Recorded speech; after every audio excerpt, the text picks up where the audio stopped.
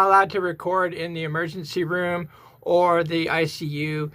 Staff usually tell you to turn your phones off after you reach the two doors that are in the emergency room, and in the ICU, once you get past the door, you're not allowed to record. And if you continue to record, they ask you to leave, and you'll never be allowed to return. I know that because I tried to record in the emergency department after you get past those two doors, and I was told if I continued to record, I was going to be asked to leave and never be allowed to return.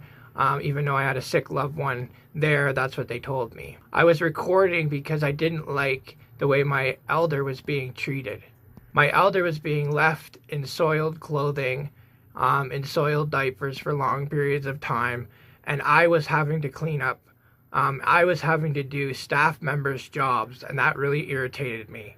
Up north, when I was up north, we had home care coming for my grandmother, but they didn't come at night. So I and my sick elder, who is now sick, was looking after my sick grandmother at the time, and we were the ones that had to look after her at nighttime, which involved changing diapers and changing linens and stuff like that, because there's no 24-hour VON home care. Now, as a sibling, it shouldn't bother you that you have to do that, but there should be more services available for families and loved ones, and especially if you're in a hospital, you shouldn't have to do the staff's job. That's their job.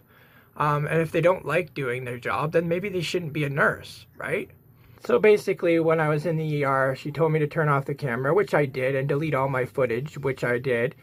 And we made an agreement not to record, but, I was very dissatisfied.